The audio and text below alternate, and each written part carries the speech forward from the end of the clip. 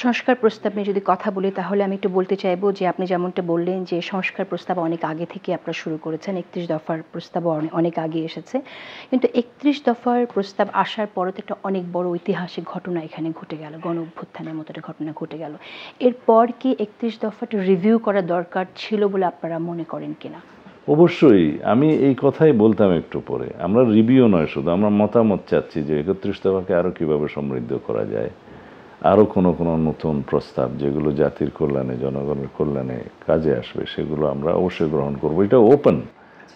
আমরা দেশনেত্রী বেগম খালেদা জিয়ার নেতৃত্বে 2016 কি 17 সালে আমরা ভিশন 2030 পেয়েছিলাম এই জাতির উদ্দেশ্যে। তার ভিত্তিতে 2022 সালে 27 দফা প্রণীত হয়েছিল রাষ্ট্র সংস্কার বা রাষ্ট্র কাঠামো মেরামতের উদ্দেশ্যে, যার আমাদের লক্ষ্য হচ্ছে যে দেশের এবং জনগণের অর্থনৈতিক মুক্তি। তার পরবর্তী বছরে 2023 সালের 13ই জুলাই আমাদের নেতা জনাব তারেক রহমান 31 দফা জাতির সামনে উত্থাপন করেছেন জনসভার মধ্য দিয়ে 2023 সালের 13ই জুলাই। সেই 31 দফাটাও মূলত ভিত্তি হচ্ছে ভিশন 2030-র, এবং আমরা এই 31 দফাটা প্রণয়নের একটা প্রয়োজনীয়তা হয়েছিল এই জন্যে যে আমাদের সাথে যুগপৎ আন্দোলনে যারা সঙ্গী ছিলেন, অন্যান্য গণতান্ত্রিক দল, তাদেরকে আমরা সম্পৃক্ত করতে চেয়েছি। তাদের বক্তব্যটা আমরা এখানে ধারণ করেছি। আমরা এখানে ভবিষ্যৎকে ধারণ করেছি। আমাদের ইতিহাস হবে আমাদের ভিত্তি। আমাদের এই নির্যাতনের স্মৃতি হবে আমাদের সব সময়ের জন্য একটা গাইডলাইন যে এইরকম যেন রাষ্ট্রে আর কখনো কিছু না হয়। তো সেই জন্য অনেকে মানুষ বলে যে অতীতের মধ্যে ভবিষ্যৎ প্রথিত থাকে। আমি স্বীকার করি, কারণ যে অতীতটা এমনভাবে মানুষকে অগ্রগতি অথবা পিছনে নিয়ে যাওয়ার জন্য কাজ করবে, দুটোই অতীত হয়, এবং সেখানে ভবিষ্যৎ কিভাবে বিনির্মাণ হবে সেটা প্রতীত থাকে। কিন্তু আমরা আমাদের ভবিষ্যৎ নির্মাণ করব সেই অতীতের ইতিহাস থেকে শিক্ষা নিয়ে। আমরা আমাদের ভবিষ্যৎকে এমনভাবে নির্মাণ করব বর্তমান অবস্থায় দাঁড়িয়ে যাতে বাংলাদেশে একটি শক্তিশালী গণতান্ত্রিক কাঠামো স্থাপিত হয়।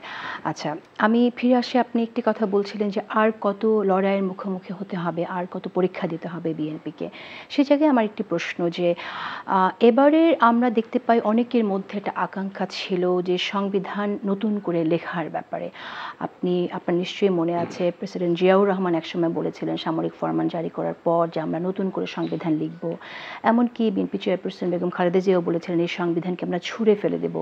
তো সেই জায়গা থেকে এই আকাঙ্ক্ষাটাকে আপনারা ঠিক গুরুত্ব কেন দিলেন না, বা নিজেদের জায়গা থেকে আপনারা সরে আসলেন কেন?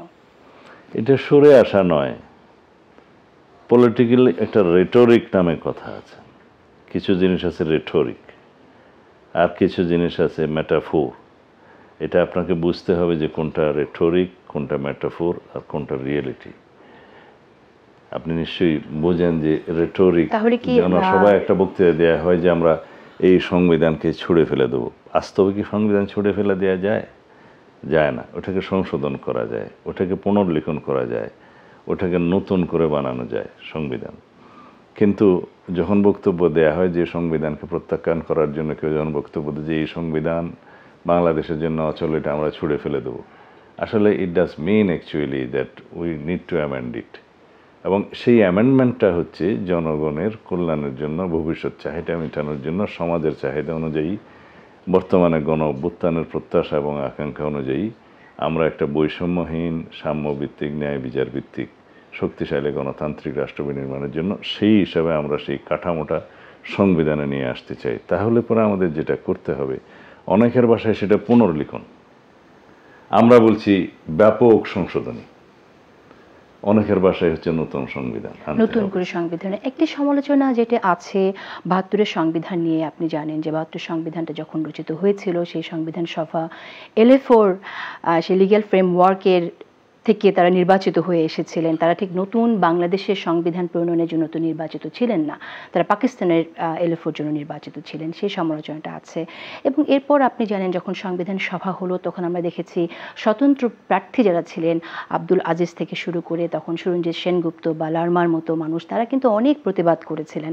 সেই প্রতিবাদগুলো এন্ডোর্স করা হয়নি, ঠিক নেওয়া হয়নি সেভাবে, কারণ তাদের মাইনরিটির জন্য সেটা হয়নি। সেই জায়গা থেকে ৭২-এর সংবিধানকে টেনে নিয়ে যাওয়াটা আসলে কি ঐতিহাসিকভাবে আমরা কি ঠিক পথে হাঁটছি, নাকি আসলে আপনি মনে করেন যে ইন ফিউচার ইফ পসিবল একটা সংবিধান সভা করে একটা নতুন সংবিধান করা যেতে পারে? রাইট, একদম গোড়া থেকে আসেন। এত আলোচনা করার সময় আছে কিনা আমি জানি না, তারপরও আমি বলার চেষ্টা করব। অনেকের একটা ইমোশনাল অ্যাটাচমেন্ট আছে, ইমোশনাল বক্তব্য আছে যে ৭২-এর সংবিধানকে কেন আমরা টেনে নিয়ে যাব, আমরা একটা কেন ফাউন্ডেশন দিই না নতুন একটা গণপরিষদের মাধ্যমে নিয়ে। এগুলো ওই আগে যে বললাম পলিটিক্যাল মেটাফোর, আর কিছু আছে রিটোরিক। এইরকম বক্তব্য হচ্ছে 1970-তে এলএফওর অধীনে যে পার্লামেন্ট নির্বাচন হয়েছে, প্রভিন্সিয়াল নির্বাচন হয়েছে, সব সদস্যগুলোকে একত্রিত করে যারা তৎকালীন পূর্ব পাকিস্তান স্বাধীনতা উত্তর বাংলাদেশে যারা গণপরিষদের সদস্য হলেন, গণপরিষদের সদস্য নির্বাচন ছাড়াও হতে পারত। সমাজের বিভিন্ন শ্রেণী পেশার মানুষকে নিয়ে এই কনস্টিটিউয়েন্ট অ্যাসেম্বলি হয়। যেহেতু একটা নির্বাচন হয়ে গিয়েছে লাইক 1946, 1970-তে যে নির্বাচন হয়ে গেছে, তাদেরকে নিয়ে খুব ভালোভাবেই সহজভাবেই বিতর্কহীন একটা গণপরিষদ করা গিয়েছিল বলেই সবাই মেনে নিয়েছে। ইট ইজ সামথিং লাইক লয়ের ভাষায় বলে ফ্যাক্টাম ব্যালেট, যে পাকিস্তানের জন্য নির্বাচিত হলো, বাংলাদেশের সংবিধানের জন্য সংবিধান পরিষদের গণপরিষদের সদস্য হলো। যেহেতু তখন এই আপত্তিটা ওঠেনি, আইনের ভাষায় হচ্ছে এটা ঘটনাক্রমে সিদ্ধ, ফ্যাক্টাম ব্যালেট। সেই কনস্টিটিউয়েন্ট অ্যাসেম্বলির মধ্য দিয়ে যে সংবিধান গৃহীত হলো, সেই সংবিধানে সবাই সর্বসম্মত হয়নি, যারা হয় না তাদের সংখ্যা খুব কম। কিন্তু সেই সংবিধান এমনভাবে হয়েছে যেটা জাতির প্রত্যাশার সাথে মিল ছিল না। ৬ দফার আন্দোলনের মধ্যে ধর্মনিরপেক্ষতা ছিল না, ছাত্র সংগ্রাম পরিষদের 11 দফার মধ্যে কোনো ধর্মনিরপেক্ষতা ছিল না, স্বাধীনতা যুদ্ধের সময় সংগ্রামের সময় এই বিষয়টা ওখানে আসেনি। কিন্তু স্বাধীনতা উত্তরকালে সেই সমস্ত বিষয়গুলো বলা হয় যে কোনো দেশের প্রভাবের কারণে হয়তো সেটা হয়েছে, আমরাও তাই বিশ্বাস করি। কিন্তু সেই সংবিধান প্রণীত হওয়ার পরে ৪র্থ সংশোধনী যখন বাকশাল হলো, তখন বলা হলো যে এটা একটা একদলীয় শাসন ব্যবস্থার জন্য সংবিধান হলো। তো ৪র্থবারের পরে ৫ম সংশোধনী যখন হলো ১৯৭৯ সালে, ৩য় জাতীয় সংসদের সম্ভবত ২য় অধিবেশনে এই সংবিধান সংশোধনী আসলো, ৫ম সংশোধনী।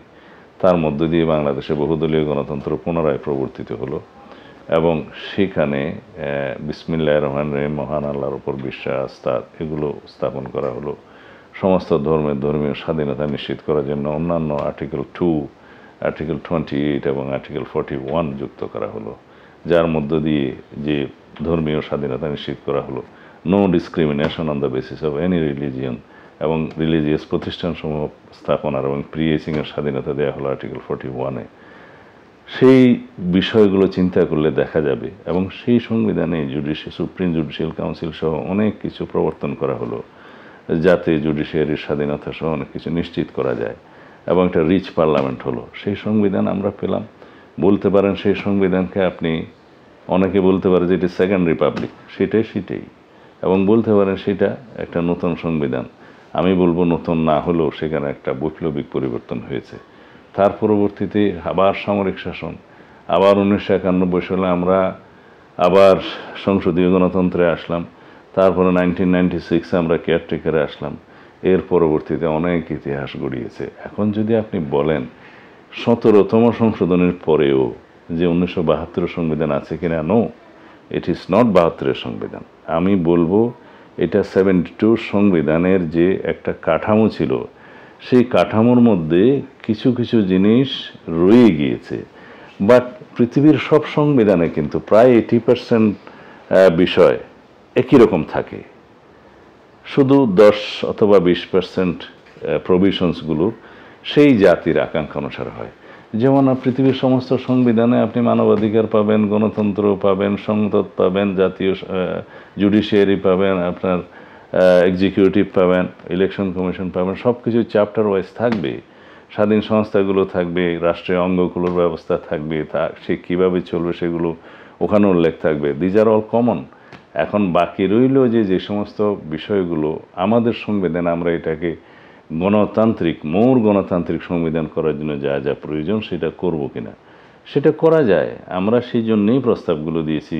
আমরা আমাদের প্রস্তাব দিয়েছি, অনেকে অন্যদের নিজেদের প্রস্তাব দিয়েছে, আলাপ আলোচনা হচ্ছে। জাতীয় সংসদে বিস্তর আলোচনার মধ্য দিয়ে একটা হেভিলি ডেমোক্রেটিক কনস্টিটিউশন হবে বলে আমি বিশ্বাস করি।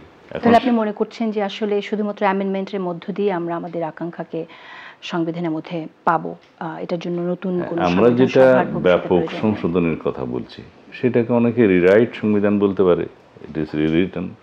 অনেকে সেটাকে নতুন সংবিধানও বলতে পারে, বললে তো অসুবিধা নেই। এগুলো সব তো শব্দবিলাস, বাক্যবিলাস।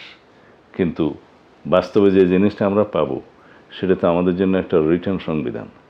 আসলে সংবিধানে সব কিছু উল্লেখ করে সমস্ত বিষয়গুলোকে সংবিধানে নিয়ে আসলেই যে সেই জাতিটা একটা সমৃদ্ধ গণতান্ত্রিক জাতি এবং রাষ্ট্র হয় সেটা কিন্তু গ্যারান্টেড না। কারণ এমন পৃথিবীতে দেশ আছে, যেমন বারবার সংবিধান লেখা হয়েছে, নতুন করে সংবিধান লেখা হয়েছে, এমন পৃথিবীতে দেশ আছে যেখানে সংবিধান নেই, অথচ গণতন্ত্রের সূতিকাগার বলা হয় সেই দেশকে, যুক্তরাজ্যকে। এটা চলে হলে তারা কাস্টমস, কনভেনশনস এগুলোর উপর দিয়েই তারা চলে, এবং সেটা অলিখিত সংবিধান। আমেরিকার সংবিধান খুব বড় সংবিধান নয়, মাত্র ছোট্ট একটি সংবিধান। আর যে সমস্ত দেশের সংবিধান এমন যে অনেক বড়, আমি শুনেছি, আমি দেখি নাই, মালদ্বীপের সংবিধান নাকি সবচাইতে বড়, আপনি খোঁজ নিতে পারেন। কিন্তু সংবিধান বড় হলেই যে ডেমোক্রেসি বড় হবে তেমন নয়। ইট ইজ প্র্যাকটিস, এবং এই সংস্কারটা হইতে হয় ব্যক্তির মধ্যে, মানুষের মধ্যে, সমাজের মধ্যে, এবং চর্চার মধ্য দিয়ে রাজনৈতিক সংস্কৃতি এনরিচড হয়।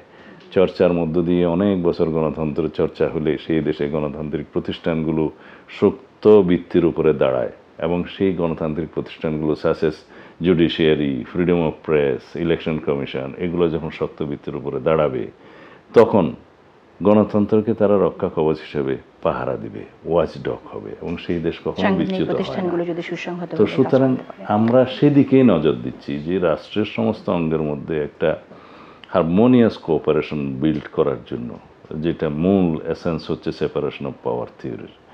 সেই জায়গায় যদি আমরা যাই তাহলে এই অঙ্গসমূহের মধ্যে যে একটা কোঅপারেশন এবং একটা মধুর সম্পর্ক, ভারসাম্য সৃষ্টি হবে। কিভাবে সৃষ্টি হবে সেইটাই যেন আমরা করি। কোনো অঙ্গকে অঙ্গহানি করে আরেকজনকে শক্তিশালী করা অন্য অঙ্গকে, সেটা থিওরি হতে পারে না। আগে এক্সিকিউটিভ ফোয়ারার হয়ে গেছে, স্বৈরাচার হয়ে গেছে, সুতরাং এক্সিকিউটিভকে কাটো, সেটা রাষ্ট্রের সমাধান নয়। সেই এক্সিকিউটিভ যাতে ফোয়ারার না হতে পারে সেই ব্যবস্থা করাটাই হচ্ছে আমাদের জন্য চিকিৎসা। ঠিক এবারে সংস্কার প্রস্তাবে যেগুলো আছে, একটু যে জায়গাগুলোতে বিএনপি দ্বিমত পোষণ করছে, মেজর কয়েকটি জায়গায় একটু কথা বলতে চাই। এর মধ্যে একটি হচ্ছে আপনার খুব গুরুত্বপূর্ণ পদে নিয়োগ দেওয়ার জন্য একটি কাঠামোর তৈরির যে প্রস্তাবনা আছে, আমরা দেখছি এনসিসি যেটাকে বলা হচ্ছে। এই কাঠামোটার আপনারা পক্ষে না, ঠিক তাহলে আপনাদের বিকল্প প্রস্তাবনাটা কি? এখানে বিকল্প প্রস্তাবনা আমাদের নয়, তারা দিয়েছে এটা বিকল্প প্রস্তাবনা এসে। আর আপনারা চাইছেন যে আগের পদ্ধতি? আমরা চাচ্ছি জুডিশিয়ারি, এক্সিকিউটিভ, লেজিসলেচার যেভাবে আছে সেভাবে থেকে ওখানেই আমরা সংশোধনী আনি। আর একটা ফরেন বডি যেন আমরা এখানে ইনপুট না করি, যাতে সেখানে বলা আছে এনসিসির, আমি মূল এসেন্সটা বলি, যে headed by president, prime minister, বিরোধী দলীয় নেতা, এবং উভয় হাউসের স্পিকার, তারপরে চিফ জাস্টিস, এবং উভয় হাউসের মধ্যে যারা রাষ্ট্র পরিচালনার সাথে জড়িত নয় সেরকম একজনকে নির্বাচিত করে, ইত্যাদি। এভাবে 7 জন কি কয়জনের একটা বডি আছে, এবং তাদেরকে যেই অথরিটিটা প্রস্তাব করা হয়েছে, রেসপন্সিবিলিটি আছে কিনা জানি না, বাট অথরিটি যেটা দেয়া হয়েছে, সেই অথরিটি থাকলে এক্সিকিউটিভের আর কোনো ফাংশন থাকে না। তারপরে যে সময় সংসদ থাকবে না সেই সময়কালীন সময় থাকবে 4 জন, প্রেসিডেন্ট, প্রাইম মিনিস্টার, বিরোধী দলীয় নেতা অথবা তাদের প্রতিনিধি, এবং চিফ জাস্টিস। তার মধ্যে প্রেসিডেন্ট কিছুটা ইনডাইরেক্টলি নির্বাচিত, বাকি 3 জন তো আছে। কিভাবে আপনি বুঝবেন ওই সময় আমি এক্স্যাক্টলি দুইটা মনে আছে, চিফ জাস্টিস, প্রেসিডেন্ট, এবং আর দুইজন হচ্ছে প্রধান উপদেষ্টা অথবা অন্য একজন, আমি এক্স্যাক্টলি বলতে পারবো না, আমার সামনে এখন নেই। 4 জন আছে ওখানে। সেই সময় রাষ্ট্রের সমস্ত দায়িত্ব তাদের, সংসদ ডিজলভ হলে অথবা কোনো কারণে সংসদ না থাকলে সেই সময়ের জন্য। তো এইটা খুবই একটা রিস্কি বিষয় হয়ে দাঁড়াবে পুরো রাষ্ট্রের জন্য। তো সুতরাং যে আইডিয়াটা ওনারা আপলোড করেছেন অথবা প্রস্তাব দিয়েছেন, সেই প্রস্তাবের এই সাথে আইডিয়ার মধ্যে আবার দেখা যায় সব দলেরই প্রতিনিধিত্ব থাকে, এমন না যে কেউ একজন বা কোনো দল চাইলে একটা ডিসিশন কিছুই নয়। আপনি একটা নির্বাচিত পার্লামেন্টের লিডার হিসেবে, একটা সরকার প্রধান হিসেবে, প্রাইম মিনিস্টার হিসেবে রাষ্ট্র পরিচালনা করতে গেলে you are accountable and responsible to the parliament, to the public, singly and jointly. সেই ক্ষেত্রে সমস্ত অ্যাকাউন্টেবিলিটি আপনার থাকবে, বাট অথরিটি থাকবে অন্যজনের। তা রাষ্ট্র তো ইমব্যালেন্সড হয়ে যাবে, সেটা হয় না। সাপোজ প্রতিরক্ষা মন্ত্রণালয়ের সমস্ত নিয়োগগুলো যদি এনসিপি করে, তাহলে তাদের তো প্রধানমন্ত্রীর অধীনস্থ থাকার কোনো বিষয় আর থাকলো না। বা প্রতিরক্ষা মন্ত্রণালয়ের ফাংশনটা তখন কি হবে, কে লিড করবে, কিভাবে করবে, প্রেসিডেন্টের ভূমিকাটা কি হবে, এগুলো ডিটেইল করার দরকার। তো এখন নতুন একটা প্রস্তাব আসলেই যে সেটা আমাদেরকে গ্রহণ করতে হবে কোনো বিচার বিবেচনা ছাড়া, বিষয়টা তা নয়। এখানে অনেকগুলো বিষয় এক্সপেরিমেন্ট করা হচ্ছে, আমরা এক্সপেরিমেন্টের পর্যায়ে এখন এই অবস্থায় নাই। আরও অনেকগুলো প্রস্তাব দেওয়া হয়েছে, আমাদের কাছে মনে হয়েছে এটি ইউটোপিয়ান আইডিয়াস। সেই জন্য আমরা বলেছি রাষ্ট্রের সকল অঙ্গের মধ্যে ভারসাম্য সৃষ্টির জন্য যেই পন্থাগুলো অবলম্বন করার দরকার সেগুলো আমরা করি। গণতান্ত্রিক এবং সাংবিধানিক প্রতিষ্ঠানগুলোকে আমরা শক্তিশালী কীভাবে করা যায়, স্বাধীন করা যায়, সেভাবে করি। করলে তারাই গণতন্ত্রকে পাহারা দিবে, ওয়াচডগ হবে। Specially judiciary and freedom of press, election commission etcetera, Dudok etcetera, এগুলো। তো এই দিকে না যে শুধু আমরা এক্সিকিউটিভকে কাটছাট করে, এক্সিকিউটিভকে দুর্বল করে রাষ্ট্রে তো ভারসাম্য আনতে পারবো না। আরেকটি যে প্রসঙ্গ নিয়ে আলোচনা আছে সেটা হচ্ছে নারীদের পার্টিসিপেশন। এখানে ডিরেক্ট ইলেকশন করে সংসদে যাওয়ার কথা অনেকের প্রস্তাবনা ছিল, এই কমিশনের প্রস্তাব ছিল এবং অনেকের আকাঙ্ক্ষাও সেটা আছে, কিন্তু আপনারা তো চাইছেন যে সংরক্ষিত আসনে নারীরা থাকবে। দেখুন, আমরা নারীর ক্ষমতায়নে বিশ্বাসী দল এবং নারী উন্নয়নের জন্য, নারীর ক্ষমতায়নের জন্য রাষ্ট্রপতি জিয়াউর রহমান এই নারী ও শিশু বিষয়ক মন্ত্রণালয়ের প্রথম প্রতিষ্ঠা করেন এবং দেশনেত্রী বেগম খালেদা জিয়া নারী শিক্ষার জন্য, অবৈতনিক শিক্ষার জন্য অনেক কার্যক্রম প্রথমবারের মতো হাতে নিয়েছেন, সেটা চলমান। আমরা নারীর অগ্রগতি, প্রগতি, নারী ক্ষমতায়নের প্রধানতম প্রবক্তা। আমরা এই 50 আসন থেকে নারী আসনগুলো 100-তে আনার জন্য আমরা এই প্রস্তাব দিয়েছি।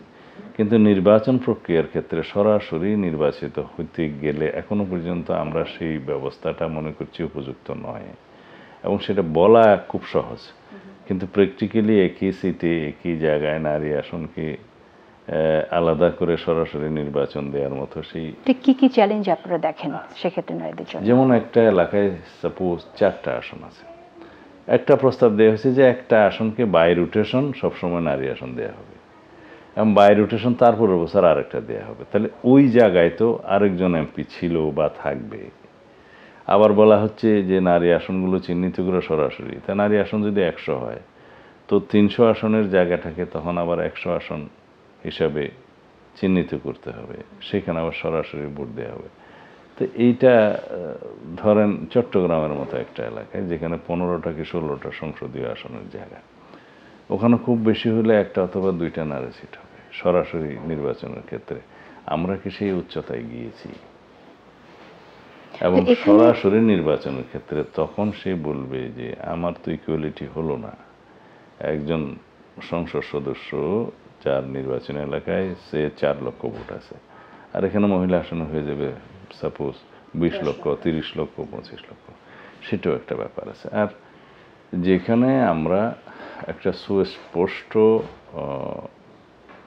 থিওরি বা একটা আইডিয়াস এস্টাবলিশ করতে পারছি না, যেখানে বিতর্ক আছে, সেই জায়গায় আমরা এক্সপেরিমেন্ট না করে সেই জন্য আমরা বলেছি যে এখন সংরক্ষিত নারী আসন এইভাবে 100টায় উন্নীত করা হোক, আগের পদ্ধতিতেই সেটা বেছে নেওয়া হোক, এটা হচ্ছে আমাদের প্রস্তাব। শুধু রিক্রুটমেন্ট প্রসেসের মধ্যে বিতর্ক আছে, অন্য জায়গায় বিতর্ক নেই। আরেকটি কথা একটু আমি আনতে চাই, সেটা হচ্ছে যে মতৈক্য কমিশন থেকে তো এরকমটা না যে তারা যে প্রস্তাবনাগুলো দিয়েছে সেগুলোই অ্যাকসেপ্ট করতে হবে, এবং আমি যতদূর জানি যে প্রত্যেকটা দলের তাদের ওপিনিয়নও এখানে আপনারাও রাখছেন, এবং কোনো নতুন কোনো প্রস্তাবনা থাকলে সেটাও দেবার সুযোগ আছে, আলোচনা করার সুযোগ আছে। তো সেক্ষেত্রে এই যে প্রস্তাবনা নারীদেরকে ডিরেক্ট ইলেকশন করে পার্লামেন্টে নেবার, আপনি ঠিকই এটা বলেছেন যে একজন নারীর জন্য এটা বাড়তি চ্যালেঞ্জ হয়ে যায় যখন 3 লাখ ভোটার ডিল করতে একজন প্রার্থীর যে টাফ সময়ের মধ্যে দিয়ে, চ্যালেঞ্জের মধ্যে দিয়ে যেতে হবে, সেই জায়গায় তাকে প্রায় 3 গুণ এখানে কষ্ট করতে হবে, ব্যয়ের ব্যাপারও আছে। তো আপনারা তো অন্য কিছু প্রস্তাব করতে পারতেন, সেটা আপনারা না করে ঠিক সংরক্ষিতই থাকছেন। এই সংরক্ষিত আসন নিয়ে একটি বিতর্ক আছে যে সাধারণত এটা অনেক সময় গিফট করা হয়। হ্যাঁ, এটা একদম অমূলক নয় যে অনেক সময় এই সাধারণ সংরক্ষিত নারী আসনের সিটগুলো বিভিন্ন প্রক্রিয়ায় বলা হয় যে একটা বিতর্কিত প্রক্রিয়ার মধ্য দিয়ে সিলেকশন হয়, এটা একদম অমূলক নয়, আছে এরকম বক্তব্য। তবে এই সময়ে আমার মনে হয় না বাংলাদেশে মানে অরাজনৈতিক কোনো পদ্ধতি বা অগ্রহণযোগ্য কোনো পদ্ধতির মধ্যে দিয়ে সেটা সিলেকশন হবে। আমরা সব দিক বিবেচনায় করে দেখেছি, ফর নাও এই এক্সপেরিমেন্ট আমরা না যে নারী আসন আমরা বাড়িয়েছি, সেটা যেন রিক্রুটমেন্ট পদ্ধতিটা বর্তমান সাংবিধানিক প্রক্রিয়ার মধ্যে দিয়ে হোক, সেটা আমাদের জন্য সেফ। কিন্তু বাই রোটেশন যে প্রস্তাবটা দেওয়া হয়েছিল যে 100টা আসন বাই রোটেশন সিলেকশন করে ওখানে নির্বাচন করা, সেটাও তেমন কেউ বেশি সমর্থন পায় নাই বেশি লোকের। আর যেটা সরাসরি নির্বাচনের ক্ষেত্রে যে সংসদীয় আসন ডিক্লেয়ারের মধ্য দিয়ে 100টা আসন উন্নীত করা, সেটা খুব বেশি অবাস্তব বলে আমাদের কাছে মনে হয়েছে বর্তমান অবস্থায় ইমপ্লিমেন্ট করা। সেটা নারীদের জন্যও এবং আমাদের জন্য এটা হ্যান্ডেল করা খুব বেশি অবাস্তব হয়েছে। সংস্কারটা একটা চলমান প্রক্রিয়া, এটা আপনারাও বারবার বলছেন, এটা কি ভবিষ্যতে আপনারা ইমপ্লিমেন্ট করবেন কিনা? আমি বুঝতে পারছি এই কথাটা আপনি বলবেন, যে গণতান্ত্রিক চর্চার মধ্য দিয়ে আরো অনেক নতুন নতুন প্রস্তাব আসবে এবং সেগুলো যদি জাতি গ্রহণ করে আলাপ আলোচনার মধ্য দিয়ে, তখন অবশ্যই একদিন হয়তো এই ব্যবস্থা চালু করা যাবে যাতে নারীরা সরাসরি নির্বাচিত হয়ে আসতে পারেন পার্লামেন্টে। দলের প্রধানমন্ত্রী থাকবেন, সংসদ নেতা থাকবেন, সেই বিষয়টি নিয়েও একটা আপত্তি আছে। আমরা জানি যে বিএনপি সেখানে ডিসএগ্রি করছে। ঠিক এক্স্যাক্টলি কেন আপনারা এখানে ডিসএগ্রি করছেন? মানে যদি প্রধানমন্ত্রী এবং দলীয় প্রধান যদি আলাদা হয়, তাহলে সমস্যাটা কোথায় দেখেন আসলে? এখানে সমস্যার বিষয় নয়, এখানে অপশন এবং স্বাধীনতার বিষয়, এটা রাজনৈতিক সিদ্ধান্তের বিষয়। একটু আগে আমি যুক্তরাজ্যের কথা বললাম, যেখানে গণতন্ত্রের সূতিকাগার বলা হয়, সেখানে দলীয় প্রধানমন্ত্রী হয়, এটা একটা ট্রেডিশন। আর আমাদের দেশে দলীয় প্রধানমন্ত্রী হয়ে আসছে, এটা একটা ট্রেডিশন। কিন্তু আমরা কেন ধরে নিচ্ছি যে সবসময় দলীয় প্রধানমন্ত্রী হবে? এই ফাংশনটাতে হচ্ছে পার্লামেন্টারি পার্টি, যে দল মেজরিটি পাবে অথবা যে জোট মেজরিটি পাবে, তারা পার্লামেন্টারি পার্টির মধ্যেই সিদ্ধান্ত নেবেন যে কে প্রধানমন্ত্রী হবেন।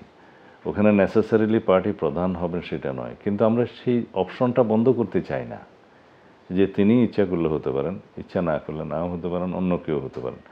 বাট এটা বেশি আনডেমোক্রেটিক হবে, যে ট্রেডিশনের বাইরে যাবে যদি আমরা সেই পথটা রুদ্ধ করে রাখি যে দলীয় প্রধান হওয়ার কারণেই কেউ একজন প্রধানমন্ত্রী হতে পারবে না, এটা ঠিক হবে না। সো 3 জন ব্যক্তিকে একই পদ কেন রাখতে হবে? সেটা এখানে আরেকটা ধারণা আছে, সেটা আমি অনেকবার ক্লিয়ার করেছি, প্রেস ব্রিফিংও বলেছি, সংস্কার কমিশনের আলাপ আলোচনার থেকে বেরিয়ে প্রেসের সাথে কথা বলার সময় বলেছি, যেটা বলা হয় যে লিডার অফ দি হাউস, সেই লিডার অফ দি হাউস কেন প্রধানমন্ত্রী হবেন, এটা নিয়ে প্রশ্ন আসছে।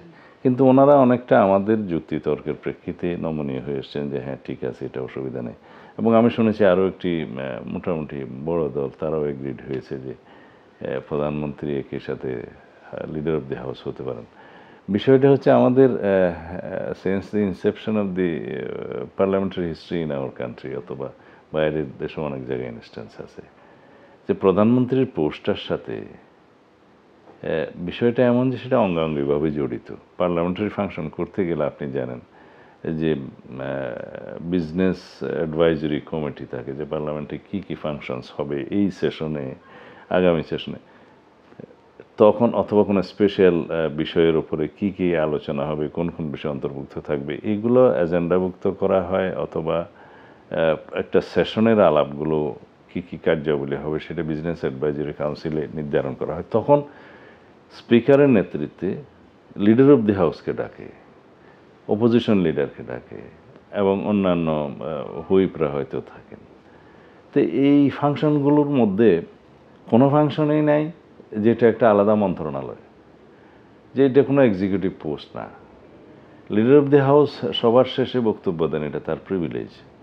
এবং লিডার অফ দি হাউসকে অনেক কিছু সংসদের বিষয়াদি থাকে যেগুলো মিটমাট করতে হয়, সেটা স্পিকারের আহ্বানে করতে হয় অথবা লিডার অফ দি হাউস অব্দি করতে হয়। এগুলো লিডার অফ দি হাউসকে অনেক কোয়েশ্চেনের জবাব দিতে হয়।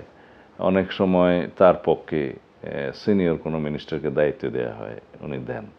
তো these are the functions of the leader of the house. এখন লিডার অফ দি হাউসের ফাংশনটা কিন্তু কনস্টিটিউশনে বর্ণিত নাই। লিডার অফ দি হাউসের ফাংশনটা আছে rules of procedure of the পার্লামেন্টে বর্ণিত আছে 2-4 জায়গায়, যে প্রধানমন্ত্রী লিডার অফ দি হাউসের কী কী ফাংশনস আছে সেগুলো ওখানে বর্ণনা হয়। তা আমরা বোঝাতে সক্ষম হয়েছি যে লিডার অফ দি হাউস এমন একটা বিষয় নয় যে উনি আরেকটা প্রধানমন্ত্রী অথবা আরেকটা মন্ত্রণালয়ের মন্ত্রী, অথবা বিষয়টা এমন নয় যেটা কোনো এক্সিকিউটিভ ফাংশন। এটা মোর অর লেস একটা লেজিসলেটিভ ফাংশন। ওইখানে কাজের সুবিধার্থে করা হয় এবং সেটা থাকা উচিত প্রধানমন্ত্রীর হাতে। এবং অনেক সময় যখন আমরা ক্ষমতা বিকেন্দ্রীকরণের কথা বলি তখন তো সেই প্রশ্নটা থেকেই যাবে যে এটা শুধুই বিকেন্দ্রীকরণের জন্য বিকেন্দ্রীকরণ হবে যদি করতে হয়, কিন্তু ফাংশনের জন্য এটা প্রয়োজন। আচ্ছা, একটু ভিন্ন প্রসঙ্গে যাই। আপনি বলছিলেন যে প্রতিবেশী চেঞ্জ করা যায় না, কিন্তু আমাদের প্রতিবেশীর সাথে যেরকম সম্পর্ক দাঁড়িয়েছে এখন, সাধারণ মানুষ, বাংলাদেশে আপামর সাধারণ মানুষ সবাই তো বলতে গেলে আমরা যে প্রতিবেশী নিয়ে কথা বলছি তাদের ব্যাপারে একটা বিদ্বেষপূর্ণ মনোভাব পোষণ করছে। এরকম একটি প্রেক্ষাপটে বিএনপি যখন রাষ্ট্র পরিচালনার দায়িত্ব পাবে, যদি বিএনপি ইলেক্টেড হয়, সেক্ষেত্রে বিএনপি আসলে কিভাবে ডিল করবে সেই সম্পর্কটাকে? আর বিশেষত যখন আপনাদের এরকম অভিজ্ঞতা আছে ভারতের বিদ্বেষপূর্ণ রাজনীতির জন্য বা ভারতের পলিসির জন্য আপনাদের যে স্ট্রাগলের মধ্যে দিয়ে যেতে হয়েছে, সেই অভিজ্ঞতাকে মাথায় রেখে আপনাদের পলিসি কীরকম হবে? একটু আমি অ্যাডভার্সলি বিষয়টা আপনাকে বোঝাই। এখানে আমরা ভারতের ভূমিকাটা জানি, বিগত ফ্যাসিস্ট রেজিমের সাথে তাদের সম্পর্কটা জানি। তারা এখানে ফ্যাসিজম জিয়ে রাখার জন্য, দীর্ঘস্থায়ী করার জন্য তাদের প্রত্যক্ষ এবং পরোক্ষ সমর্থনের কথা জানি। প্রত্যেকটা ভোটারবিহীন অবৈধ নির্বাচনের পরে তাদের সমর্থনের কথা আমরা জানি। কিন্তু এখানে যে ফ্যাসিস্ট রেজিমটা ছিল, তার নেতা ছিল, তারা যদি ডেমোক্রেটিক্যালি বাংলাদেশকে রিপ্রেজেন্ট করতো তাহলে কি সেটা হতো? আমি এইভাবেই দেখতে চাই, তাহলে সেটা হতো না। কারণ তালি এক হাতে বাজে না, 2 হাতেই তালি বাজে। তাদের শেখ হাসিনা তার ফ্যাসিস্ট রেজিমকে টিকিয়ে রাখার জন্য, দীর্ঘস্থায়ী করার জন্য, অটোক্রেসি চালানোর জন্য তারা বৃহৎ প্রতিবেশী হিসেবে তাদেরকে ব্যবহার করেছে। আমি এইভাবেও জিনিসটা প্লেস করি।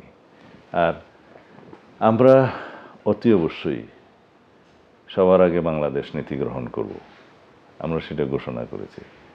আমরা নেইবারিং সকল কান্ট্রি এবং অন্যান্য রাষ্ট্রদের, পৃথিবীর সবার সাথে একই পলিসি গ্রহণ করব, যে আমাদের on the basis of sovereign equality and on the basis of mutual respect and dignity and keeping our national interest, মানে সর্বাগ্রে আমাদের ন্যাশনাল ইন্টারেস্টটাকে আমরা তুলে ধরে আমরা সমস্ত কিছু ডিল করব। রাইট।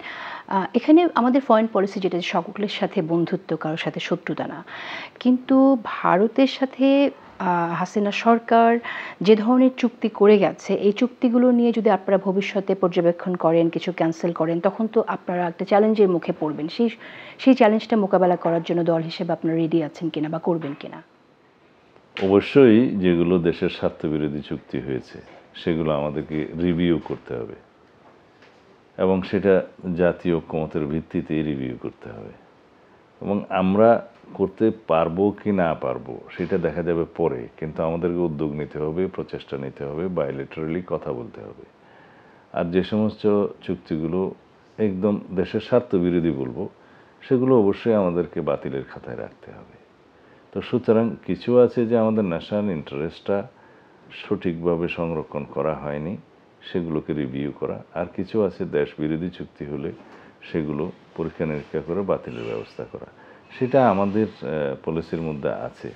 এখন কতটা সাকসেসফুলি সেটা আমরা করতে পারবো সেটা দেখার বিষয়, বাট আমাদের উদ্দেশ্য আছে, আমাদের নীতিতে আছে সেটা। ট্রানজিট বিষয়ে কি আপনারা কিছু ভেবেছেন যে এটা ট্রানজিট একইভাবে থাকবে কিনা? এখন সেই ট্রানজিটগুলো কি অবস্থায় এখন আছে, port to port transit, land transit, বা যে সমস্ত ট্রানজিটের কথা পরে আমরা বিরোধিতা করেছি, রেলওয়ে ট্রানজিট, এ সমস্ত দর্শনা থেকে কুড়িগ্রাম হয়ে একটা ট্রানজিটের কথা বলা ছিল, সেগুলো আমরা সব বিরোধিতা করেছি। ওই জায়গাতে আমাদের অবস্থান আছে। আমরা এমন কোনো ট্রানজিটের অংশ হব না যে ট্রানজিটের মধ্য দিয়ে আমরা অন্য একটি দেশের বিরোধিতা বা ঝুঁকির মধ্যে পড়ে যাব। আমরা এমন কোনো করিডোরের অংশ হতে পারি না যেটা আমাদের জন্য একটা রাষ্ট্রীয়ভাবে সার্বভৌমত্বের জন্য হুমকি হয়ে যাবে, আমাদের নিরাপত্তার জন্য হুমকি হয়ে যাবে। আমাদের সব সময় সুভারেনিটি এবং আমাদের ইন্ডিপেন্ডেন্স এবং আমাদের সিকিউরিটিকে আমরা অক্ষুণ্ণ রাখতে যা যা কিছু করা প্রয়োজন সেটা আমরা করব। তবে পৃথিবীর বাস্তবতায় ট্রেড রিলেশনশিপ, কমার্শিয়াল রিলেশনশিপ এবং ইন্টারডিপেন্ডেন্সি ইন বিটুইন টু কান্ট্রিজ অথবা মাল্টিপল কান্ট্রিজ, এই ইন্টারডিপেন্ডেন্সিটা একটা শক্তি। সেই শক্তিটাকে আমরা ব্যবহার করতে পারবো টেকনিক্যালি, এবং আমরা সেটার চেষ্টা করব। যেমন শুধুমাত্র আমরা কোনো দেশের উপর নির্ভরশীল তা তো নয়, অন্য দেশও তো আমাদের উপরে বিভিন্ন কারণে নির্ভরশীল হতে পারে, আমি নাম উল্লেখ না করেই বলছি। তো সুতরাং যে ইন্টারডিপেন্ডেন্সি, এটাকে আমরা একটা স্ট্রেংথের জায়গায় নিয়ে এসে ডিপ্লোম্যাটিক্যালি ডিল করতে হবে, সেই জায়গায় আমাদের পলিসি ঠিক আছে। সো পুরো বিষয়টা আপনি পর্যালোচনা করে দেখতে হবে এবং তারপর আপনারা রিভিউর পর ডিসিশন নেবেন। একটু ভিন্ন প্রসঙ্গে আসি। ইলেকশন নিয়ে আমরা এখন দেখছি টাইম নিয়ে ডিসেম্বর জুন নিয়ে একটা টানা হেঁচড়া চলছে। ডিসেম্বরেই হবে নাকি এটা জুনের মধ্যে হবে সেরকম। ঠিক ডিসেম্বরের পরেই যে নির্বাচন হবে এমনটাও সরকার বলছে না, কিন্তু সরকার বলছে ডিসেম্বর থেকে জুনের মধ্যে হবে। তো বিএনপি ঠিক এতটা রিজিড কেন হয়ে গেল যে ডিসেম্বরের মধ্যেই নির্বাচনটা দিতে হবে?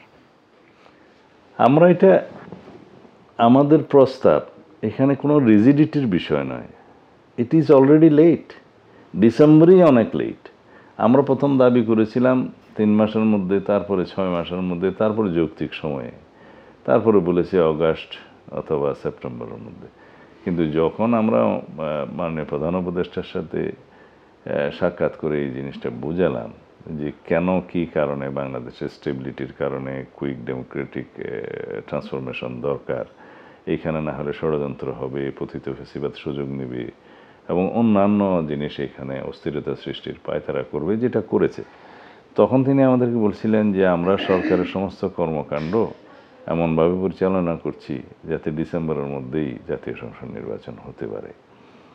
সেই বিষয়ে আমরা ওখান থেকে এসে 2 মাস অপেক্ষা করে দেখলাম বিভিন্ন উপদেষ্টারা বিভিন্ন রকম কথা বলছে, বিভিন্ন পক্ষ বিভিন্ন রকমের বিতর্ক সৃষ্টি করছে, এবং এমন সব বিতর্কের মধ্যে দিয়ে এমন সব বক্তব্য আসছে যাতে নির্বাচিতভাবে এই সরকারে কন্টিনিউ করতে পারে। তখন আমরা আবার ওনার সাথে দেখা করলাম, মাননীয় প্রধান উপদেষ্টার সাথে। তখন উনি শিফট করে বললেন যে আমি ডিসেম্বর থেকে জুনের মধ্যে দিতে পারি। এবং ইতিপূর্বে একটা ভাষণে তিনি বলেছিলেন যে কম সংস্কার চাইলে ডিসেম্বর, বেশি সংস্কার চাইলে জুন।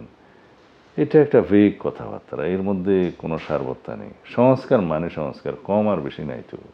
আমরা বুঝিয়ে দিয়েছি যে সমস্ত সংস্কার প্রস্তাবগুলো এসছে এখন জাতির সামনে, আপনারা সংস্কার কমিশনে প্রস্তাব পেয়েছেন, রিকমেন্ডেশনসগুলো আমাদেরকে দিয়েছেন, আমরা ওর উপর মতামত দিয়েছি, আলাপ আলোচনা হচ্ছে। তার মধ্যে দেখা গেছে মেজর 6টা সংস্কার কমিশনের রিপোর্টের মধ্যে সংবিধানের কয়েকটা বিষয় বাদে আমরা নির্বাচন কমিশন সংস্কার সংক্রান্ত 2-1টা বিষয় বাদে বাকি সব সংস্কারগুলোতে প্রায় একমত। তা এখন সেগুলো ইমপ্লিমেন্টেশনের জন্য শুধু অর্ডিন্যান্স করা দরকার, অথবা এক্সিকিউটিভ অর্ডারের মধ্যে দিয়ে হতে পারে, আর কিছু কিছু বিষয় অফিস আদেশের মধ্যে দিয়ে হতে পারে। এগুলো এমন কোনো কঠিন বিষয় নয়। জুডিশিয়ারি বিষয়টা জুডিশিয়ারি নিজেই টেক কেয়ার করছে। আমরা শুধু জাতীয় ঐক্যমতের ভিত্তিতে করতে বলেছি এই জন্যে যে পরে এই সমস্ত আইন কানুন অর্ডিন্যান্সগুলো এটা রেটিফিকেশনের প্রয়োজন হবে পার্লামেন্টে, সেই জন্য বলেছি এটা ঐক্যমতের ভিত্তিতে হোক। তো যে বিষয়গুলো ঐকমত্য হয়ে যায় সংবিধান ছাড়া, বাকিগুলো তো 1 মাসের ভিতরেই সংস্কার ইমপ্লিমেন্ট করা সম্ভব।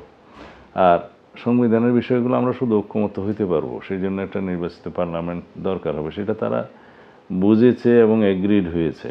তো সেই জন্য আমরা বলেছি যত শিগগির সম্ভব পার্লামেন্ট স্থাপনের মধ্য দিয়ে, পার্লামেন্ট জাতীয় সংসদ গঠনের মধ্য দিয়ে সেই বিষয়গুলো আমরা ডিসাইড করতে পারবো। বিফোর দ্যাট জাতীয় ঐকমত্য কমিশনের মাধ্যমে সংবিধান সংস্কার সংশোধনী বিষয়ক যে মেজর পয়েন্টগুলো আমরা এগ্রিড হতে পারি ভালো। তো এইখানেই কিছু বিষয় আছে, 5-7টা বিষয় আছে মেজর ইস্যু, যেখানে ঐকমত্য হচ্ছে না। বাট ঐকমত্য না হলে সেটা পরবর্তীতে দেখা যাবে সংসদে ব্যাপক আলাপ আলোচনার মধ্য দিয়ে।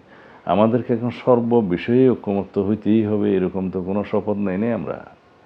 আর তাছাড়া এমন তো হয়ও না। ডেমোক্রেসির একটা বিউটি হচ্ছে যে আমরা একমত হব না, আমরা দ্বিমত পোষণ করব, আমরা বহুমত পোষণ করব, জাতীয় স্বার্থে এসে এক জায়গায় আমরা ঐক্যবদ্ধ হওয়ার চেষ্টা করব। তো এখানেও সেই একই পলিসি হওয়া দরকার, আদারওয়াইজ এটা একটা সেকেন্ড বাক্স। সংস্কার প্রসঙ্গে আপনারা যতটুকু ঐক্যমত পোষণ করছেন বা যে জায়গাগুলোতে আপনারা দ্বিমত পোষণ করছেন, সেটার চেয়ে তো বড় হয়ে দাঁড়িয়েছে নির্বাচনের সময়টা আলোচনার ক্ষেত্রে আমরা দেখছি। সেই জায়গাটি আমি আরেকটু প্রশ্ন রাখতে চাই যে আমরা শুনেছি বিএনপি 1 মাস সময় দেবে, জুলাইয়ের মধ্যে একটা স্পষ্ট একটা রূপরেখা চায় নির্বাচনের। যদি সেটা না আসে তাহলে বিএনপি কি করবে? বিএনপি কি কোনো আন্দোলনে যাবে কিনা, এরকম কোনো চিন্তা আছে কিনা? এখনই সব কিছু খোলাসা করে বলতে চাই না, কারণ আমরা দীর্ঘ আন্দোলন সংগ্রাম ত্যাগ তিতিক্ষা রক্তের মধ্য দিয়ে একটা গণতান্ত্রিক আবহাওয়া পেয়েছি। এখানে আমরা আলাপ আলোচনা করতে পারি, আমরা গণতান্ত্রিক পদ্ধতিতে আমাদের দাবি উত্থাপন করতে পারি, আমরা জনগণের কাছে আমাদের বক্তব্য নিয়ে যেতে পারি। তা আমরা চেষ্টা করব মাননীয় প্রধান উপদেষ্টা এবং উপদেষ্টা মণ্ডলীকে যে রাষ্ট্রের জন্য কোনটা ভালো, এবং সেই প্রস্তাবে আমরা দিয়েছি। তারা এখনো পর্যন্ত একটি যুক্তিও দেখাতে পারে নাই যে কেন নির্বাচনটা ডিসেম্বরের পরে যেতে হবে, এবং কোনো গ্রহণযোগ্য যুক্তি আমরা খুঁজে পাই না।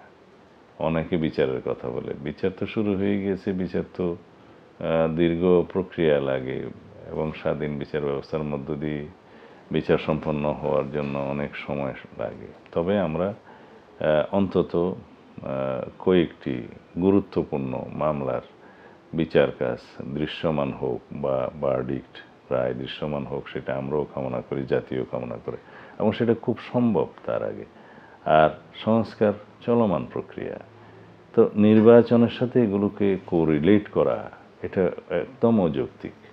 প্রধান উপদেষ্টা নিয়ন্ত্রিত নির্বাচন দেবেন না তেমনটি বলেছেন। আপনার কি মনে হয় যে নিয়ন্ত্রিত নির্বাচন অ্যাভয়েড করার জন্য সময় দরকার? আমরা সুষ্ঠু নিরপেক্ষ এবং একটা অবাধ নির্বাচনের জন্য এত বছর সংগ্রাম করেছি। কে বলল নিয়ন্ত্রিত নির্বাচন আমরা চাই? কেন এগুলো ওনার মাথায় আসবে? স্বাধীন নির্বাচন কমিশনের মধ্য দিয়ে স্বাধীন প্রশাসনের প্রশাসনিক ব্যবস্থা জুডিশিয়ারির মধ্য দিয়ে আমরা মনে করি এদেশের মানুষের আকাঙ্ক্ষিত একটা সুষ্ঠু সুন্দর নির্বাচন দেওয়া সম্ভব। এখন সেই অবস্থায় তিনি কি মনে করেন যে বাকি 6 মাসে সমস্ত কিছু কিউরড হয়ে যাবে এখন না হলে? এগুলো কোনো বিষয় নয়। আমরা এখন বাংলাদেশে যে ডেমোক্রেটিক অ্যাটমসফিয়ারটা এখন চালু আছে এবং নির্বাচিত গণতান্ত্রিক যে রূপান্তরটা আমরা চাচ্ছি, সেটা হলে তখনও কিন্তু কিছু প্রশ্ন উঠবে। এটাই ডেমোক্রেসির সৌন্দর্য। কেউ আপত্তি দিবে, এই হয়েছে সেই হয়েছে, আপত্তি থাকবে। এগুলো না থাকলে বরং নিয়ন্ত্রিত ব্যবস্থা বলে মনে করা হবে।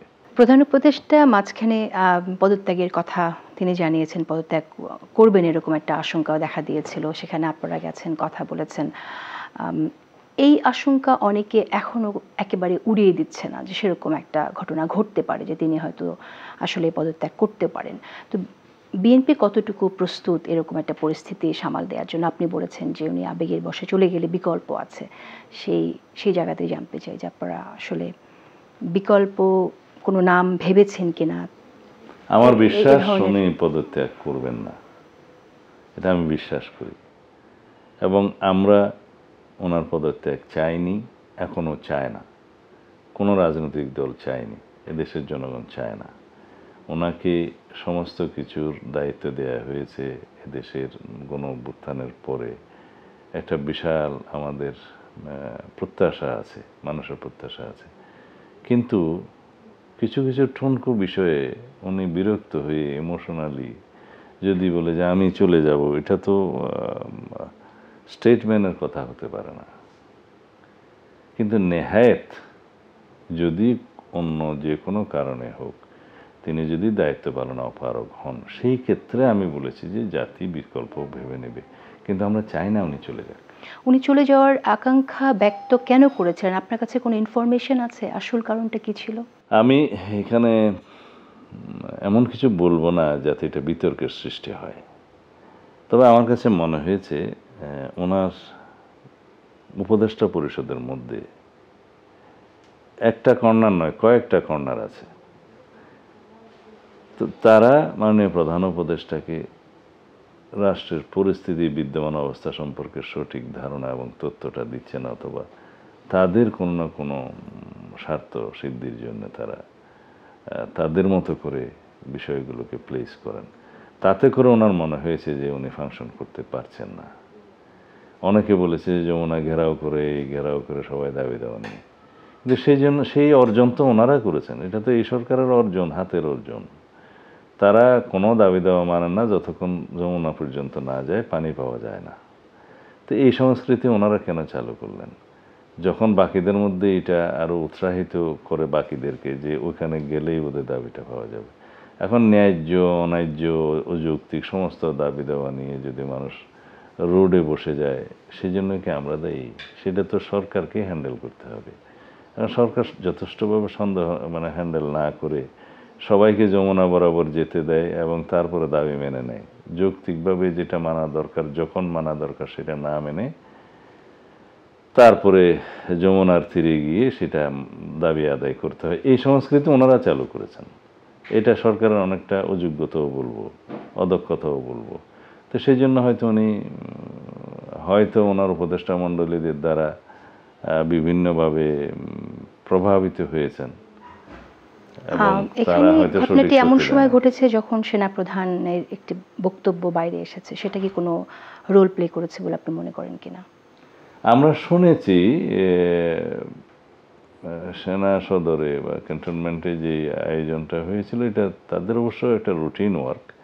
এটা সেনাবাহিনী প্রধান তার অফিসারদের নিয়ে দরবার করতেই পারেন, এটা আর্মি অ্যাক্টের অন্তর্ভুক্ত, ওনার একটা রুটিন ওয়ার্কের মতো। ওখানে কিছু কিছু কথা হয়েছে, বাট অফিসিয়ালি তারা কিন্তু সেটা বাইরে প্রকাশ করায়নি। সেটা আনঅফিসিয়ালি বিভিন্ন সোশ্যাল মিডিয়াতে এসছে। এটার কোনো অফিসিয়াল ভিত্তি তখনও পর্যন্ত ছিল না। তারপরেও এটা কগনিজেন্সে হয়তো উনি নিয়েছেন, আমরা জেনেছি। কিন্তু ওখানে কি বক্তব্য হয়েছে? ওখানে বক্তব্য হয়েছে যে দেশের সার্বভৌমত্বের দায়িত্ব সেনাবাহিনী এড়িয়ে যেতে পারে না। এটা খুবই সত্যি কথা। এবং যে সমস্ত অ্যাক্টিভিটিস দেশের স্বাধীনতা, সার্বভৌমত্ব, নিরাপত্তার সাথে জড়িত, সেটা অবশ্যই সেনাবাহিনীর কনসার্ন নেওয়া উচিত, আলোচনা করা উচিত তাদের সাথে। এই বক্তব্য তারা দিয়েছেন। দ্বিতীয় আরেকটা বক্তব্য দিয়েছে যে তারা ইতিমধ্যে টায়ার্ড, তারা ডিসেম্বরের মধ্যে একটা জাতীয় সংসদ নির্বাচন চায় এবং নতুন সরকারের অধীনে সামনের বছরে কাজ করতে চায়। কিন্তু এই বক্তব্য তো উনি আরও 3 মাস আগে, 4 মাস আগে দিয়েছেন, জানুয়ারিতে দিয়েছেন, যে উনি ডিসেম্বরের ভিতরে নির্বাচন হলে ভালো। এই বক্তব্যটা নিয়ে অভিযোগ আছে যে তিনি রাজনৈতিক কথা বলেছেন। এটা রাজনৈতিক বক্তব্য নয়, আমি আপনাকে অন্যভাবে বলবো। এই বক্তব্য তিনি আরও 4-5 মাস আগে দিয়েছিলেন, তখন কিন্তু বিতর্ক হয়নি। ওনার 30,000 ট্রুপস এখন ফিল্ডে কাজ করছেন, অনেক অফিসাররা টায়ার্ড হয়ে গেছেন। দীর্ঘদিন মিলিটারি মাঠে থাকা উচিত নয়, বিভিন্নভাবে পলিউটেড হয়ে যায় এই সংগঠন, সেই জন্য তৈরি হয়নি। এখন উনি কেন, আপনার লাস্টের প্রশ্নটা জবাব দিচ্ছি এইভাবে, আমাদের অভিজ্ঞতা কি? আমরা এই যে দ্বিতীয় বিশ্ব অথবা তৃতীয় বিশ্বের কান্ট্রিগুলোর অভিজ্ঞতা কি? অভিজ্ঞতা হচ্ছে যে সেনাবাহিনী অগণতান্ত্রিক হওয়ার চেষ্টা করে বিভিন্ন জায়গায়, কিন্তু এখানে গণতান্ত্রিক হওয়ার চেষ্টা করছে, নির্বাচন দেওয়ার কথা বলছেন, গণতান্ত্রিক রূপান্তরে যাওয়ার জন্য তাগাদা দিচ্ছেন। সেটা তো একটা প্রেইজওয়ার্দি কাজ, প্রশংসার দাবি রাখে। সেখানে আমরা যদি এটাকে উল্টো করে ভাবি তাতে ঠিক নয়। আমি দেখব ওই যে আমাদের সেনাবাহিনীর ভিতরেও একটা গণতান্ত্রিক চেতনা কাজ করছে, সেটা প্রশংসনীয়। এই যে একটি ব্যাপার আমরা এখন লক্ষ্য করছি যে নির্বাচন দ্রুত চাওয়া এবং ভারত সরকারের চাওয়া এই জায়গাটায় কোথাও মিলে গেলেই তাকে বলা হচ্ছে ভারতের দালাল। এখানে আপনি কি মনে করেন, এটা কি আপনাদের জন্য নিউ চ্যালেঞ্জ কিনা? ভারত বাংলাদেশে একটা নির্বাচন চায়, সুখের বিষয় যে একটা মানে এত বছর চায়নি। আওয়ামী লীগের সময় 2-3টা নির্বাচন হয়েছে, সেই নির্বাচনের নামে প্রহসন হয়েছে, তারা সমর্থন দিচ্ছে। এখন তারা বাংলাদেশে একটা সত্যিকার নির্বাচন চায় এই সরকারের অধীনে, সেটা তারা বলতে পারে। কিন্তু তারা বলেছে এই কারণেই কি বিএনপি নির্বাচন চাইবে না? যে ভারত নির্বাচন চায় সেজন্য আমাকে নির্বাচন চাইতে মানা, এরকম তো কোনো বক্তব্য না। তারা চেয়েছে কি না চেয়েছে সেটা আমার কনসার্ন না, কিন্তু আমরা বাংলাদেশের মানুষ নির্বাচন চাই, সেটা ভারতের চাওয়ার সাথে মিলল কিনা সেটা তো আমার বিষয় নয়। আর বাংলাদেশে নির্বাচন হবে কি হবে না এই সমস্ত বিষয়ে যদি ভারতের পররাষ্ট্র মন্ত্রণালয়ের প্রতিনিধি কোনো বক্তব্য দিয়ে থাকে কোনো সংবাদ সম্মেলনে, সে কি বলতে পারে? নির্বাচন চায় না বলবে? বলবে না তো। তারা বলবে যে বাংলাদেশে এটা গণতান্ত্রিকভাবে নির্বাচন হোক, সেটা আমরা চাই, তাই তো বলবে, যেটা বলা উচিত। তো সেটা বলেছে। এখন সেই বলার সাথে বিএনপির চাওয়াটাকে কেন মিলানো হবে? এখন বিষয়টা যদি এরকম হতো যে ভারত বলবে যে বাংলাদেশে আমরা নির্বাচন চাই না, এটা তো একটা হাস্যকর ব্যাপার। এটা কোনো দেশ বলে না তো। কিন্তু ভারত তো বাংলাদেশে অন্তর্ভুক্তিমূলক একটা নির্বাচন দেখতে চায়নি, এর আগে সে আকাঙ্ক্ষাটা ব্যক্ত করেনি। এখন যেটা করছে সেটা ফ্রম আ ভেস্টেড ইন্টারেস্ট, এটাই তো মানুষের পারসেপশন। আপনার ওই শব্দটা আমি নেই যে অন্তর্ভুক্তিমূলক নির্বাচন চাইছে। তো বাংলাদেশে তো অন্তর্ভুক্তিমূলক নির্বাচন হবে যারা রেজিস্ট্রেশন থাকবে তাদের নিয়ে। নির্বাচন কমিশনে বৈধ রাজনৈতিক দল হিসেবে যাদের রেজিস্ট্রেশন থাকবে তাদের সকলকে নিয়ে নির্বাচন হবে, এটাই অন্তর্ভুক্তিমূলক। ওনারা হয়তো মেন করেছেন অন্য কিছু, যাদের রেজিস্ট্রেশন স্থগিত হয়েছে, কিন্তু আমি এই বিষয়ে যাব না। আমরা যাব যে বাংলাদেশের আইন কানুন অনুসারে নির্বাচন কমিশনে যে সমস্ত দলের রেজিস্ট্রেশন বহাল থাকবে তাদেরকে নিয়ে নির্বাচন হলেই সেটা অন্তর্ভুক্তিমূলক, inclusive, free, fair and inclusive নির্বাচন। সময় শেষ হয়ে এসছে, খুব সংক্ষেপে দুটো বিষয় জানতে চাই। জাতীয় সরকারের কথা আপনারা বলেছিলেন, নির্বাচন পরবর্তী সময়ে সেই সম্ভাবনা এখনো আছে কিনা? আমরা তো দেখছি যে অনেক দূরত্ব হয়ে যাচ্ছে নতুন রাজনৈতিক দলগুলোর সাথে, সেই জায়গা থেকেই এখানে আপনাদের একটু বোঝার ভুল আছে। আমরা যখন 31 দফাটা প্রণয়ন করেছি তখন স্পেসিফিক প্রথম প্যারাগ্রাফে আমরা বলেছি যে যাদের সাথে আমরা ফ্যাসিবাদ বিরোধী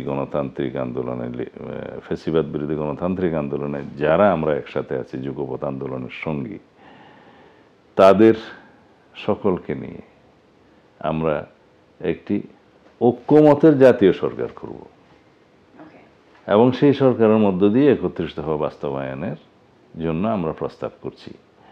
এখানে ঐক্যমতের জাতীয় সরকার আর পিওর জাতীয় সরকার এক না তো। পিওর একটা ন্যাশনাল গভর্নমেন্ট মানে কি, যেটা পার্লামেন্টে যে সমস্ত দল থাকবে সবাইকে নিয়ে একটা জাতীয় সরকার হয়, এটা সেই জাতীয় সরকার নয়। ওকে, তার মানে হচ্ছে প্রথমত ঐক্যমত হতে হবে এবং তারপর হচ্ছে আপনারা দীর্ঘ ফ্যাসিস্ট বিরোধী যে আন্দোলন সেখানে আপনাদের যারা সহযোদ্ধা ছিল তাদেরকে নিয়ে করবেন। 5 আগস্ট পরবর্তী নতুন কোনো রাজনৈতিক দল আসলে সেখানে নিশ্চয়ই তারা সংযুক্ত হওয়ার বিষয়টা হচ্ছে যে 5ই আগস্টের আগে তো তাদের পয়দা হয়নি রাজনৈতিক দল হিসেবে। আমরা তো তাদেরকে মিন করিনি, আমরা তো মিন করেছি আমাদের সাথে ফ্যাসিবাদ বিরোধী গণতান্ত্রিক সংগ্রামে যারা লিপ্ত ছিল তাদেরকে। এখন রাজনীতিতে পরবর্তীতে কি হবে সেটা পরিবেশ পরিস্থিতি তৎকালীন বিবেচনায় করতে হবে। এখন আমি সেটা হাঁও বলবো না, নাও বলবো না, এখনই এটা ক্লোজ আপ করার কোনো বিষয় নেই। তো সুতরাং সবসময় গণতান্ত্রিক শক্তিসমূহের মধ্যে একটা ঐক্যের সম্ভাবনাকে আমরা জারি রাখতে চাই এবং আমরা ফ্যাসিবাদ বিরোধী জাতীয় ঐক্য, আমি বেশি ইম্পর্টেন্স দিই ইদানিং এই কথায়, ফ্যাসিবাদ বিরোধী জাতীয় ঐক্যকে আমরা একদম ইস্পাত কঠিন দৃঢ় করতে হবে আমাদের। আর এই জাতীয় ঐক্যটাকে ধরে রেখে এটাকে শক্তিতে পরিণত করে আমরা আমাদের নতুন ডেমোক্রেটিক একটা বাংলাদেশ, শক্তিশালী বাংলাদেশ গঠন করব। আসন ভাগাভাগি নিয়ে একরকম আলোচনা চাওর আছে, এরকম কোনো আলোচনা কারোর সাথে হয়েছে কিনা বা হচ্ছে কিনা যদি কিছু জানাতেন। না, আমার জানা নেই আসন ভাগাভাগির বিষয়ে, হয়তো আমিও পত্রিকায় এরকম শুনি। আপনারা আলোচনা করবেন কিনা? নির্বাচনের আগে এরকম কোনো প্ল্যান আছে কিনা আপনাদের? আমাদের সাথে যাদের আন্দোলন সংগ্রামে সহযোগিতার মধ্যে আমরা ছিলাম যুগপৎ আন্দোলনের, তাদের শরিকদের মধ্যে হয়তো আমরা একসাথে সংসদ নির্বাচনের উদ্দেশ্যে কিছু কিছু আসন আমরা বিবেচনা করব। আরেকটি প্রশ্ন যেটি না করলেই না, অনেকেই অপেক্ষায় আছে বিএনপি ভারপ্রাপ্ত চেয়ারপারসন কবে দেশে আসবেন। সো এখন আপনার কাছে জানতে চাই যে কবে উনি দেশে ফিরছেন আসলে, এবং এতদিনও আসতে পারেননি, মূল চ্যালেঞ্জটা কোথায়?